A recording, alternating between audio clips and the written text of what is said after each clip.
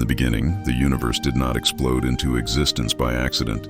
According to the Gospel of John, it spoke itself into being. Most people read the opening of John as poetry or theology, but hidden within its words is a truth far older and far deeper than religion. A truth that aligns not with superstition, but with consciousness itself. In the beginning was the Word, and the Word was with God, and the Word was God. The original Greek word translated as word is logos. Logos does not mean spoken language. It means reason, intelligence, order, information, pattern, mind. Logos is the organizing principle behind reality. Not matter, but meaning. According to John, the universe did not begin with particles. It began with information. Modern physics now echoes this ancient insight. At the most fundamental level, reality is not solid. It is vibration, frequency, probability, and encoded structure. Matter is not primary. Energy is not primary. Information is.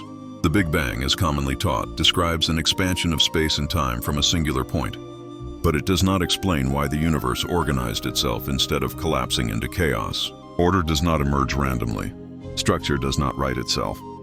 Logos answers that question. The true Big Bang was not merely an explosion of energy.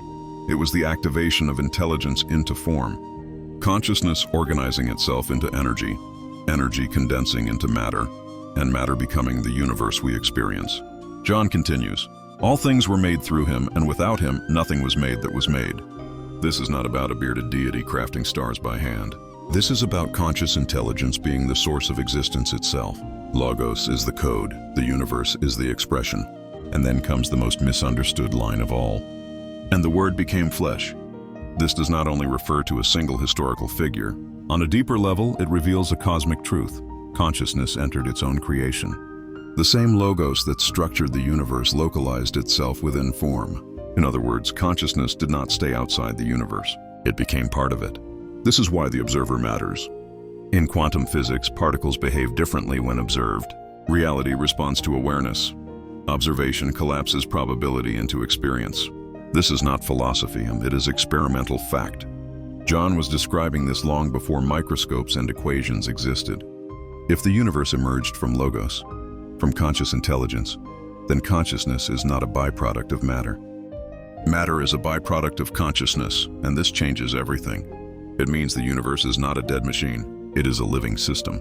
It means meaning is not something humans invent, it is something we remember.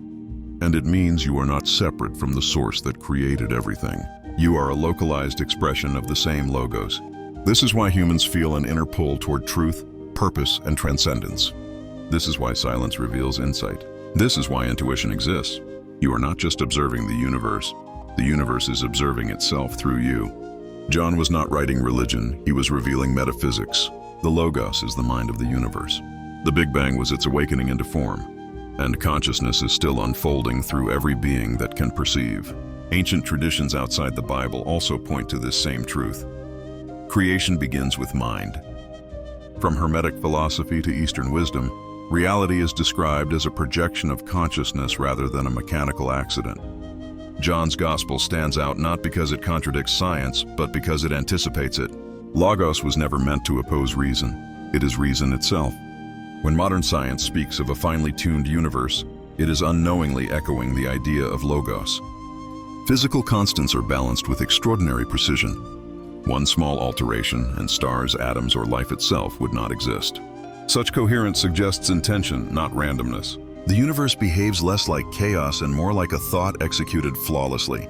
This perspective also explains why humans search for meaning even in suffering. If existence were accidental, meaning would be optional. But if the universe emerged from intelligence, meaning is embedded within it. Pain becomes information. Experience becomes instruction. Life becomes a dialogue between consciousness and form. And this is where the Logos becomes personal. You are not separate from this intelligence. Your awareness, curiosity, creativity, and capacity to understand are not evolutionary leftovers. They are signatures of the same source. When you think, question, and perceive, Logos is expressing itself through you, continuing the act of creation. You were not born into a meaningless cosmos. You were born into a conscious one. And the moment you realize that, reality begins to speak back.